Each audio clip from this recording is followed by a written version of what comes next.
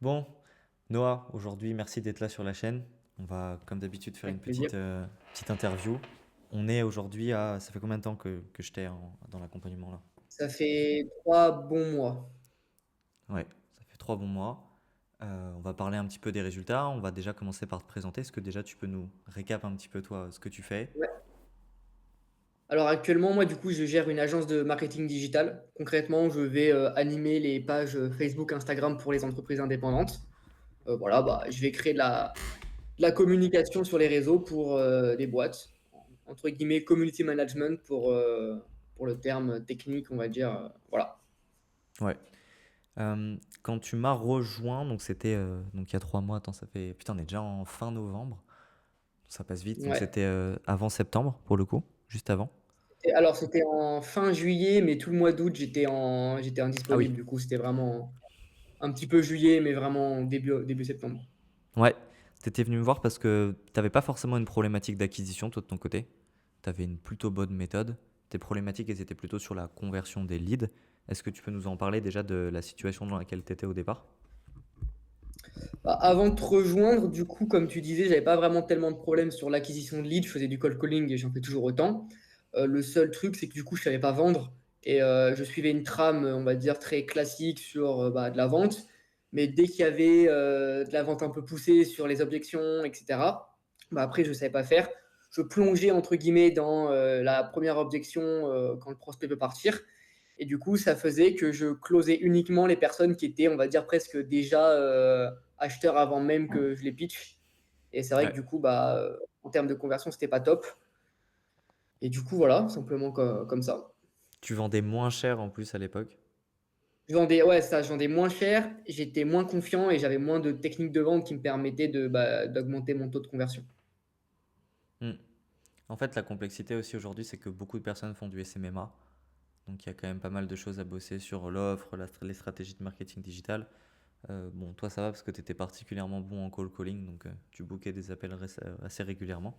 Tu dirais que la complexité que tu avais la plupart du temps sur tes appels de vente, le truc qui revenait le plus, c'était quoi le blocage que tu avais? Bah, c'était je dois y réfléchir, je dois en parler à X. Parce que même si le budget était toujours un enjeu, ça reste des services qui sont pas non plus excessivement chers. Et souvent, comme moi, je parlais des entreprises qui sont déjà établies, sur des prospects qualifiés, il y a souvent enfin, le niveau budget, ça peut venir en compte, mais c'est pas la plus grande objection. En fait, la plus grande objection, c'est vraiment bah, est-ce que c'est vraiment pertinent pour l'entreprise? Et surtout, bah, du coup, après, derrière, est-ce que je dois y réfléchir et blablabla, blablabla. Le budget en plus c'est rarement la vraie objection, enfin c'est souvent le truc Oui. de... Mais c'est en dernier recours, c'est... De toute façon personne n'achète quelque chose qui fait pas sens pour soi, donc absolument. Tu générais à peu près combien de calls par mois? Tu t'en souviens, j'ai plus les datas en tête, je suis désolé. Avant ou De vente avant, ouais, en R1. Enfin juste des R1.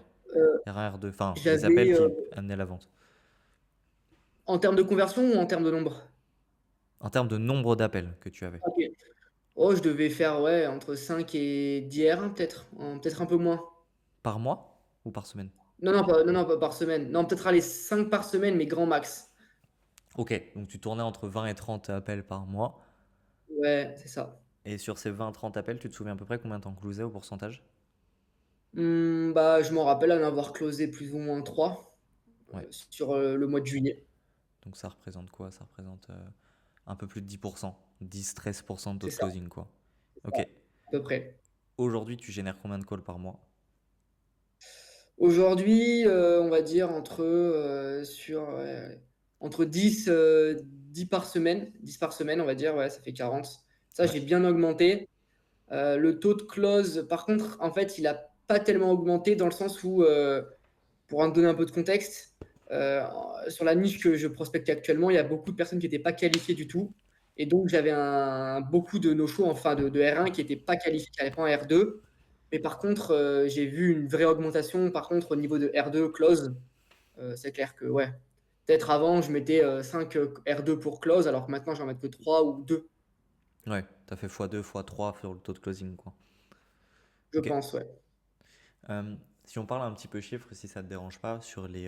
Donc, parce que là, pour la petite anecdote, ça fait la deuxième fois qu'on retourne l'interview avec Noah, parce que je les délète.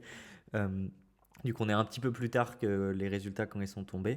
En termes de résultats, euh, qu'est-ce que tu as pu générer depuis que tu es dans l'accompagnement en termes de ça à Alors, du coup, contracter pour comme le je coup? disais, je suis rentré, je faisais 480, non, j'ai pas dit, mais du coup, avant de l'accompagnement, je faisais plus ou moins 480 euros de MRR, donc de monthly rate revenu, en gros, de revenus mensuels qui tombent. Et là, je suis à peu près à 2005 de MRR et j'ai des contrats qui sont plus court terme. Mais typiquement, ce mois-ci, j'ai atteint 3000 euros de chiffre d'affaires. Sachant que tu as des contrats qui sont tombés à l'année aussi. C'est ça. Alors, l'avantage de mon business, entre guillemets, c'est que je vais pas faire des mois records, voilà, 15-20K ultra rapidement. Par contre, voilà, moi, quand je suis un client à 300 euros par mois, bah, au final, sur l'année, ça fait presque 3 000, 4 000 euros de chiffre d'affaires. Hmm. Sachant que avant, tu avais moins le côté engagement, mais on push beaucoup plus le fait que tu signes des clients qui vont rester 1 an avec toi minimum. Ouais, Donc, exactement. en total, ça représente à peu près combien de, si on compte tout avec Environ, l'année? 30 000 euros de chiffre d'affaires. Ouais, du coup, Étalé sur l'année, c'est plus ou moins ça. en 2 mois et demi, quoi. Ce qui est plutôt C'est cool. ça. Ouais. Euh, Aujourd'hui, bah, grosso modo, l'idée c'est qu'avant c'était un complément de revenu et maintenant bah, c'est bien plus qu'un complément de revenu parce qu'on doit aller chercher Ouais, 5-10K clairement. MRR. Euh, Comment tu vois les choses maintenant que tu maîtrises beaucoup plus la vente, tu as moins ce blocage? Qu'est-ce que ça te permet de Ouais. pouvoir espérer là sur les prochains mois? Bah, aujourd'hui, du coup, comme je sais que la partie vente, même si évidemment ce sera jamais parfait, il y a toujours de la progression. Je sais qu'aujourd'hui, le gros focus est clairement sur l'acquisition et d'avoir, bah voilà, moi, mon objectif, c'est là, on n'est pas à une très bonne période parce que du coup, c'est bientôt Noël et les entreprises, souvent, c'est un peu le moment où elles font les bilans, etc. Mais disons, d'ici janvier, ça serait d'avoir 2 R2 par jour. Ça permettrait de savoir que chaque semaine, j'ai entre 1 à 2 nouveaux clients qui rentrent. Et puis voilà. Ouais, ouais, c'est clairement ça. Euh, la majorité du temps, en plus, beaucoup de personnes pensent déjà à comment je peux avoir plus de leads au démarrage alors qu'en fait, ils sont juste pas bons en vente. Il y a beaucoup de gens aussi qui pensent être bons en vente au départ. Bon, toi, la différence, c'est que tu avais cette conscience du fait que c'était sans doute ça qui bloquait. Euh, Comment tu. Parce que c'est très dur hein, d'apprendre la vente, ou etc.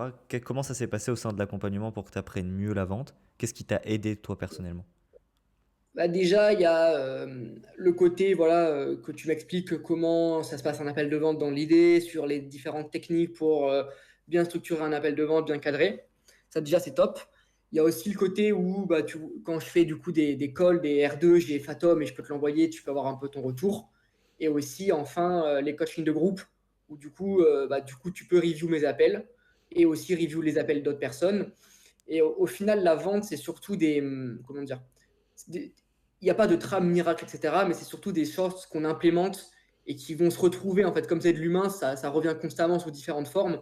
Et une fois que tu as un peu compris comment ça se déroule dans l'idée générale, évidemment, ça devient beaucoup plus fluide et tu comprends un peu mieux.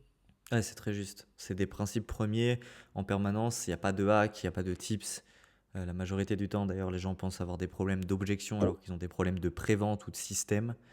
Ça joue beaucoup. Donc ouais, absolument. Là, l'idée, c'est que bah, l'accompagnement, il n'est pas fini. Donc on a encore beaucoup de boulot pour aller chercher plus. Là, sur les prochains mois, d'ici la fin de l'année, en termes d'objectifs, tu vises quoi pour le coup? Alors là, du coup, j'aimerais arriver les plus rapidement possible à 5K de MRR. Puis ensuite, parce que moi, du coup, normalement, je reprends l'école en septembre 2026. J'aimerais bien me fixer l'objectif d'avoir une centaine de clients d'ici là, c'est-à-dire donc tripler, quintupler l'acquisition. Donc voilà, c'est le gros objectif, c'est l'acquisition et aussi structurer l'agence pour que ça se transforme en vrai actif qui marche, on va dire, sans le CEO. Ouais. Et les cours, tu vas rester jusqu'à la fin pour le coup, même si tu génères des gros chiffres. Ah, je pourrais pas dire. Tu Ça, sais j'en sais pas? rien.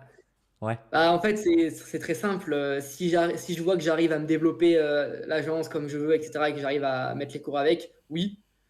Par contre, si je vois que je génère vraiment du chiffre d'affaires et que je peux pas en générer plus avec les cours, bah écoute, je devrais prendre une décision. Mais Ok. disons que je me laisse. Enfin voilà, c'est en septembre. Là, on est à peine en novembre. Il y a encore du temps, quoi. Ok. Ouais, tu prendras le temps de faire ta décision, c'est important aussi. C'est des choix hein, qui sont importants. Mm. Euh, le fait qu'avant, effectivement, tu avais ces blocages, etc., qu'est-ce qui t'a mis la puce à l'oreille et qui t'a dit, ouais, là, faut que je me fasse faire accompagner? Enfin, en tout cas, une aide serait la bienvenue. Il n'y a pas eu de blocage, enfin de comment dire, de déclic, parce que moi, je suis personne dans l'idée où dès le début, je sais qu'il faut être accompagné. Quand je faisais 0 €, je savais qu'il faut toujours. Enfin, aujourd'hui, l'information, elle est sur Internet. Ça, il y a pas purement l'information, on peut la trouver. Mais l'accompagnement, je sais que je serai accompagné quand je fais maintenant, quand je fais 10K, 50K. Enfin, l'accompagnement, c'est vraiment ce qui permet de faire x10 en même nombre de temps.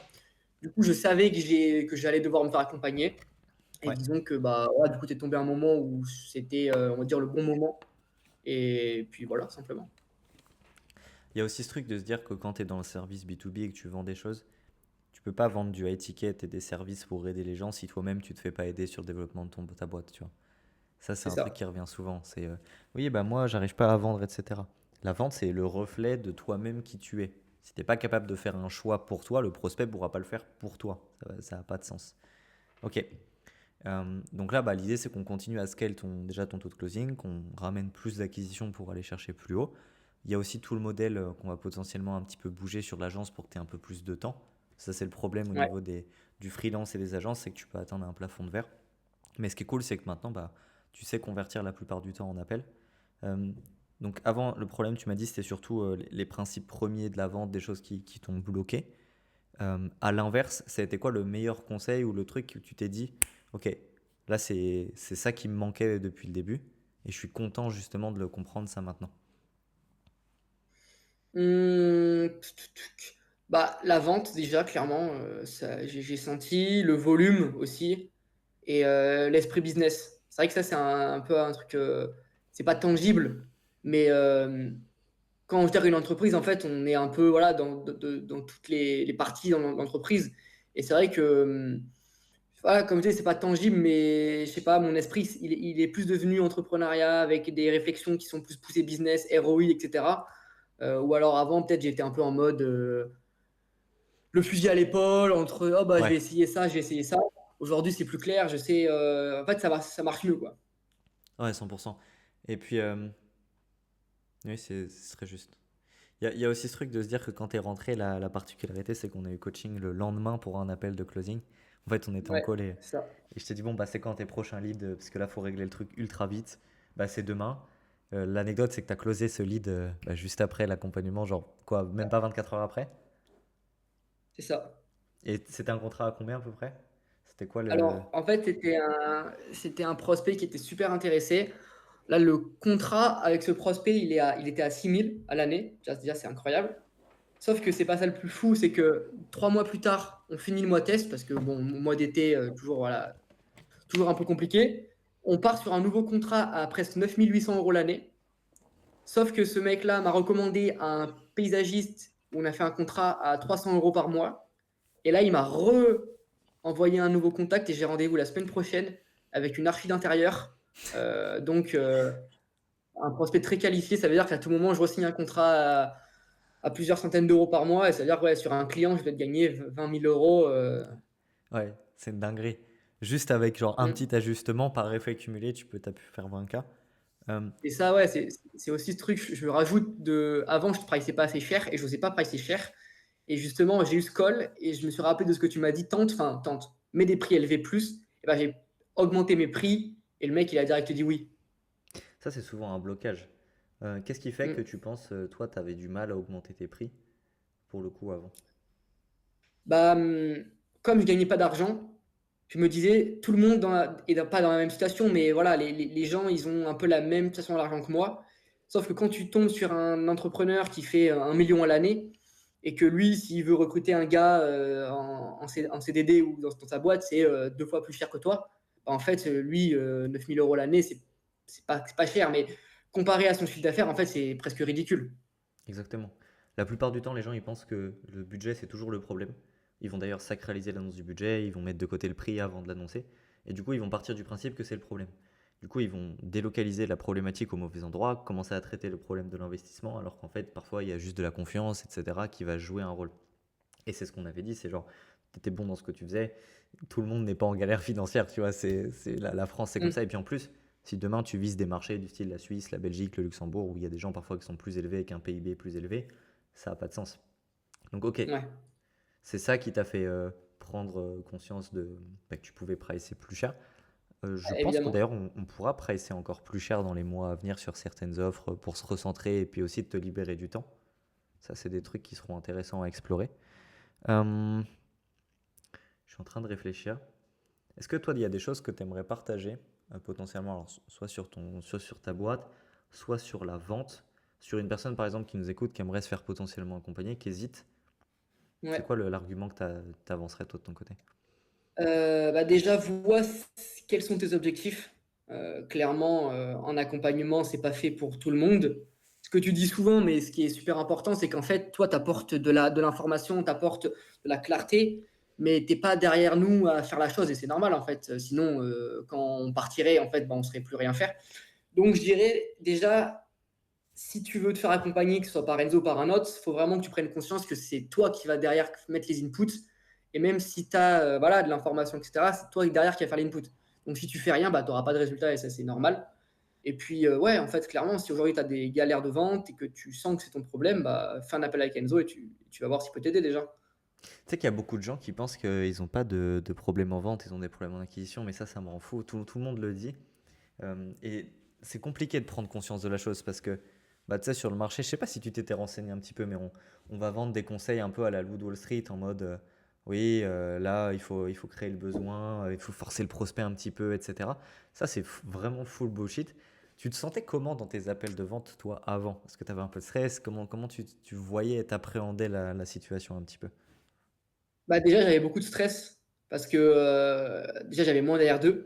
Et c'est vrai que quand tu as 3 R2 la semaine ou tu en as 10, bah, c'est pas la même chose. C'est clair. Je sacralisais plus la vente. C'est vrai que j'étais vraiment dans ce truc, il me faut un client où c'est quelque chose d'extrêmement important. Et l'autre chose, c'était que je promettais les résultats ou que je vendais les résultats. Et toi, ton approche de promettre le produit, surtout dans mon service, il fait extrêmement sens.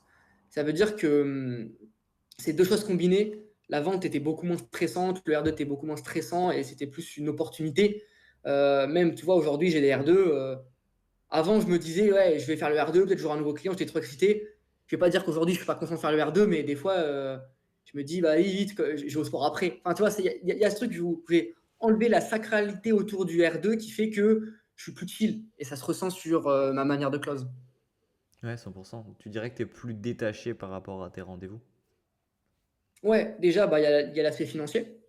C'est clair que quand tu as deux clients, bah, tu as envie d'en avoir plus. Mais tu as aussi surtout le truc de dire, bah, ok, bah, si lui, je signe pas, je signerai avec l'autre. Et comme tu sais que si derrière tu mets les inputs si tu mets les efforts sur la prospection, tu sais que tu vas avoir des R2. Et donc, en fait, c'est purement mathématique. Tu vois, enfin, je veux dire, je sais que si je loupe ces 3 R2 suivants, c'est pas grave parce que le quatrième, ça va marcher. Absolument. C'est aussi ce truc qui manque pour la plupart du temps, et c'est ce qui te manquait un petit peu au début, c'est ce qu'on appelle toute la routine de data qui est autour de la vente, le tracking des show-up, le tracking de bah, effectivement la préqualification R1, R2, ton taux de cash collecté, etc. Le fait d'avoir cette routine en place et de savoir exactement avec X appels, je fais X cash, bah, tu es plus relax sur le mois. Tu vas rater des appels, mais tu sais que tes stats elles vont se lisser au Ouais, mois ou à l'année. Et donc tu es confiant sur la prédictibilité de ta boîte, quoi. Carrément. tout à fait. Plus toi, tu fais du MRR. Donc, bah, t'as encore le truc de, bah, de toute Ouais, façon, tous les mois, ton cash, il tombe, quoi. T'avais, c'est euh, ça. t'avais acheté le dernier iPhone, toi, avec tes. Ou Tiens, l'avant-dernier, à lire. quand il est sorti? Ouais, ok. Ouais, le 15, c'est Ça, c'est un ça. truc que tu voulais faire depuis longtemps. C'était un objectif business ou pas? Ah, clairement. Et en fait, bon, pour expliquer un peu plus perso, moi, j'ai jamais eu des téléphones, des affaires tech, on va dire un peu dernier cri. Bon, simplement parce que je suis pas forcément non plus le gars qui en a besoin ou qui est en mode, ouais, il me faut le dernier truc. Et c'est vrai que comme je t'avais envoyé le message, mais j'ai pu faire mes premiers euros, j'ai pu acheter mon premier téléphone. Et c'est vrai que ça fait un truc sympa. Là, tu vois, le prochain step, c'est le Mac, tu vois, le RM4. Et c'est vrai que c'est des objectifs qui sont matériels, qui sont sympas parce que du coup, c'est. En fait, moi, avant de te rejoindre, j'étais vraiment dans la phase où je faisais pas d'argent et l'argent que j'avais, c'était très petit, etc. Là, je peux me permettre, alors, je suis pas non plus à un stade où je peux me permettre de dépenser, mais moi, je suis à l'inverse du dépensier. Mais c'est vrai que ça fait toujours plaisir de se dire on peut s'acheter telle chose ou on peut. Bah ouais, l'objectif, c'est dans les prochains mois de voyager aussi. Et en fait, de me dire, bah voilà, je travaille, c'est aussi pour ça, quoi. Ah, puis de toute façon, le fait de maîtriser aussi la vente, c'est ce truc de dire, bah, tu peux vendre quand tu veux. Tu peux vendre Mm. avec quelques petits appels, tu peux réussir à avoir la chose. Il y a plein de systèmes que tu pourras mettre en place par la suite. Euh, honnêtement, en plus, étant donné que c'est sur du MRR, ok, c'est ce qu'on disait, tu vas pas faire des mois tout de suite à 15-20K, tu le feras dans peut-être 5-6 mois parce que voilà, mais après ça sera prédictible. Et au Ouais, moment où ça sera prédictible, tu sais que ça va tomber tous les mois. Et donc là, tu auras rempli le cap, sachant que 34 CA en 2 mois et demi, enfin, c'est c'est très ok, tu vois. ouais, c'est très sympa. Est-ce que tu rajouterais un truc, toi, Noah, à tout ça? Mmh, ouais, moi je rajouterais qu'aujourd'hui, bah, ceux qui nous écoutent, si vous êtes dans une situation où en fait, prenez l'appel avec Enzo, même si vous voulez pas acheter non, mais en fait, c'est toujours cette optique de découvrir l'offre, parce que des fois, on se dit: «On n'a Oui, pas besoin» et en fait, moi, c'est un truc qui est super, fort avec toi, c'est qu'en fait, souvent, on se dit: on n'a pas besoin» ou «C'est très bien, ça va marcher comme ça» et en fait, quand en parlant avec des gens qui sont plus expérimentés, ça peut nous ouvrir des portes et je dis même pas ça pour te te ramener des leads ou quoi que ce soit, mais juste pour que, en tant qu'entrepreneur, quand tu as des portes qui se débloquent, tu vas 20 fois plus vite. ouais. Et moi, même tout le temps, tu vois, là, en parlant avec toi ou même en faisant les coachings, je me rends compte que, toi, le volume, c'est super important. Et du coup, bah, pareil, en fait, c'est constamment des petites portes qui s'ouvrent qui font que, bah, du coup, tu sais où aller. Et ouais, je dirais ça. Et après, sinon, ouais, non, ouais, non, Il y a un, il y a un truc qui est ultra intéressant aussi, c'est on sous-estime l'impact que ça a de savoir mieux convertir en call. Sur des gros infopreneurs qui font 10 à 20K par mois qu'on accompagne également, bah, le simple fait parfois d'ajouter 10%, 20% de taux de conversion, c'est genre parfois des dizaines de milliers d'euros par mois sur l'année, enfin des dizaines de milliers d'euros ouais, sur l'année et des milliers d'euros par mois avec juste des petits shifts. C'est-à-dire que toi, d'ailleurs, la progression sur les premiers mois, elle a été beaucoup plus rapide que maintenant parce que tu es arrivé à un stade beaucoup plus ouais. confirmé, mais tu as pu prendre du cash très vite. Et beaucoup de gens pensent qu'ils sont Mmh. bons, alors qu'en fait, parfois, au bout de 30 jours, tu vas leur récupérer 5, 10, 20K, 30K, 100K à l'année. Et du coup, ouais, c'est des chiffres qui sont quand même relativement gros par rapport au volume et à la capacité à convertir, quoi. Donc, 100%. L'idée, ça serait que l'année prochaine, bah, tu vises quand même un CA. Ça serait cool de viser au moins les 100 000 annuels minimum pour toi, entre 100 000 et 120 000. D'ici quand? Bah, l'année prochaine, donc de toute l'année 2026 jusqu'à 2027, Ah oui, ouais. en un an. Moi, clairement, mon objectif, c'est en fait, je sens que là, ce qui me manque, et on va le voir ensemble dans les prochaines semaines, c'est juste un système ultra prédictible, mais aussi c'est moi à le faire, mais qui me permet de dire: «OK, bah, en fait, là, je vais avoir, tel input» et en fait, je sais que quand j'aurai créé ça, bah, en fait, je peux même monter à 20K d'ici septembre parce qu'en fait, j'aurai tellement de Oui. volume et cetera que, ça ira, quoi. Maintenant, tu es passé à un stade où tu sais qu'avec tel appel, tu fais telle conversion parce que tu as stabilisé ta vente et ta Mmh. routine de data. Maintenant, il faut juste plus de calls et tu es certain de faire plus d'argent. C'est ça aussi la possibilité, la force de savoir vendre, quoi. Ouais, Ok. exactement. Bah, merci beaucoup, Noah. Ça fait déjà une petite vingtaine de Et bah, minutes. avec plaisir. Nous, on va se retrouver en coaching de toute façon dans la semaine. Et puis, je te souhaite une excellente journée. Et puis, ciao tout le monde. Et bah, ciao.